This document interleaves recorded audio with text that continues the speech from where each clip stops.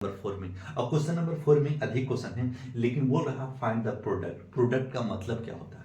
Product का मतलब यही समझिएगा मेरे स्टूडेंट, क्योंकि आपको पता है प्रोडक्ट का मतलब मल्टीपल समझिएगा सीधे। प्रोडक्ट यानी दो मल्टीपल करके किसी तीसरे प्रोडक्ट का निर्माण कर लिया, जैसे में सर यानी 2 into 3 दे दे और यही को प्रोडक्ट करते हैं, 3 2 6 यानी तीसरा चीज हो गया ना, ये कुछ है, ये कुछ है और ये कुछ बन चुका है, यानी दो चीज मिल करके तीसरी चीज का निर्माण कर जाए, उसी को कहते हैं प्रोडक्ट।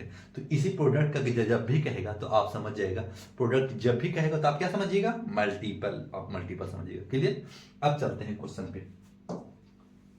नंबर फोर्थ का फर्स्ट क्वेश्चन, फोर्थ का फर्स्ट क्वेश्चन सोल्यूशन लिख करके ये क्वेश्चन लिख दिया है। ठीक है, ये क्वेश्चन लिख दिया है। अब इस तरीका से one place of the decimal आप ये सर लिखेंगे, ये आप लिखिए चाहे नहीं लिखिए कोई बात नहीं है, लेकिन आपको ये जरूर लिखना पड़ेगा ये क्वेश्चन। ठीक है, अब क्या किया, इससे मल्टीपल किया, जब इससे मल्टीपल किया तो हमारे कितना है सर? पॉइंट का मतलब क्या होगा? अब देखिए ना, मल्टीपल करके ये पूरा आया है, आप पहले पॉइंट मत डालिएगा, जब मल्टीपल कीजिएगा ना, जैसे किससे मल्टीपल कर रहे हैं तो पॉइंट मत डाल दीजिएगा कि 4 पॉइंट, ऐसे मत कीजिएगा, आप डायरेक्ट मल्टीपल कीजिएगा। इस तरीके से डायरेक्ट मल्टीपल किया। अब क्या करना है, जो पूरा आ जाए आंसर, इस जगह पे जो पूरा आ जाए आंसर, इस जगह पे लिख करके कितना पॉइंट के बाद था, यानी एक के बाद पॉइंट है तो एक डिजिट के बाद पॉइंट बैठा देना और यही आपका राइट आंसर हो जाएगा। जो है ना, आप पॉइंट कितना भी दिया रहे, पॉइंट नहीं मानना है पहले, जब मल्टीपल कर रहे होंगे तो। ठीक है, जब मल्टीपल करके आ जाए ना तो पीछे से गिन लीजिएगा कि कितना डिजिट के बाद पॉइंट है और वही आपका राइट आंसर, उसी जगह पे पॉइंट बैठा दीजिएगा, वही आपका राइट आंसर हो जाएगा। सेकेंड में देखिएगा,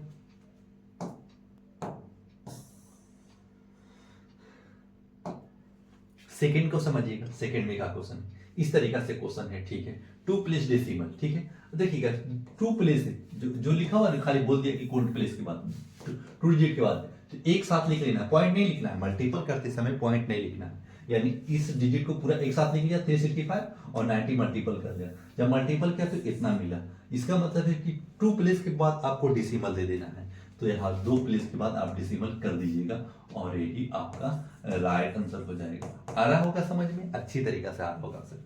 देखिए इसी तरीका से मैथ बनाया जाता है, इस कंडीशन से लिखिएगा, ऐसे टाइप में बनाइएगा ना, एक बेहतर स्टूडेंट असेंगे बनाते, एक टॉपर स्टूडेंट। आप भी इस तरीका से सीख सकते हैं, आप भी टॉपर कल के लिए बन सकते हैं।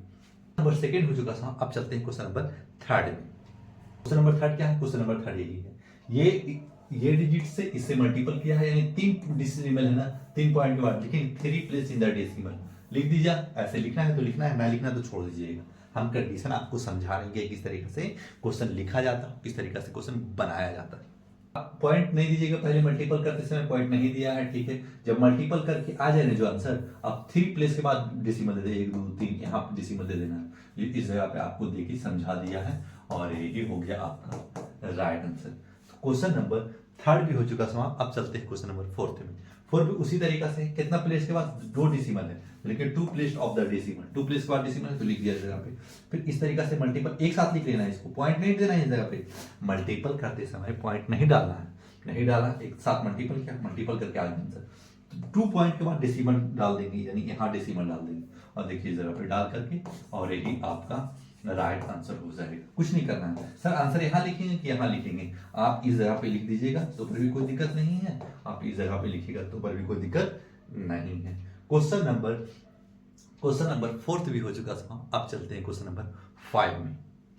इसके बाद डेसिमल है, ठीक है ना, तो लिख देंगे 3 place of the decimal, 3 place के बाद डेसिमल दे दिया। अब इससे पूरा एक साथ लिख लिया, इसको पॉइंट नहीं डालना है, जब मल्टीपल करते समय पॉइंट नहीं डालना।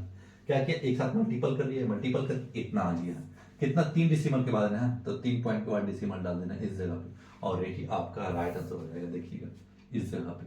Clear sir? एक जीरो दिया हुआ है, आप एक जीरो दिया हुआ है तो आप समझ, तो आप पॉइंट के बाद 2 डिजिट अनिवार्य होता है और लास्ट में जीरो रहे तो उसका कोई मतलब नहीं रहता है और यही आपका राइट आंसर हो जाएगा। क्वेश्चन नंबर 5 भी हो चुका समाप्त। अब चलते हैं क्वेश्चन नंबर 6 में। 6 भी समझिएगा, क्वेश्चन नंबर इस तरीका से दिया हुआ है, इस तरीका से पहले लिख लिया, क्वेश्चन लिख लेंगे। ठीक है सर, कितना 2 प्लेस के बाद 2 डिजिट के बाद पॉइंट है तो हम लिख दिया 2 प्लेस ऑफ द डेसिमल, तो इस तरीका से लिख दिया।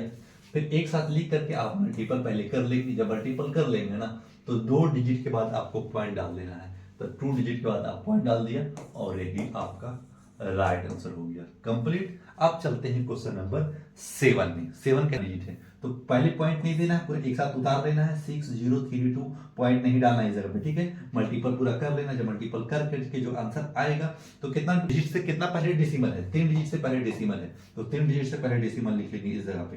देखिए इस जगह पे 3 डिजिट के बाद यानी 3 डिजिट से पहले डेसिमल डाल दिया और यही हो जाता है आपका राइट आंसर। क्वेश्चन नंबर 7 भी हो चुका समाप्त। अब चलते हैं क्वेश्चन नंबर 8 में।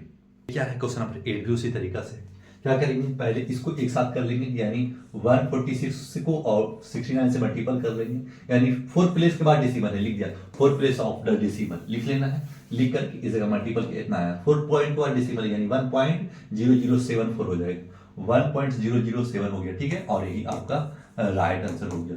क्वेश्चन नंबर 8 भी हो चुका समाप्त। अब चलते हैं क्वेश्चन नंबर 9 में।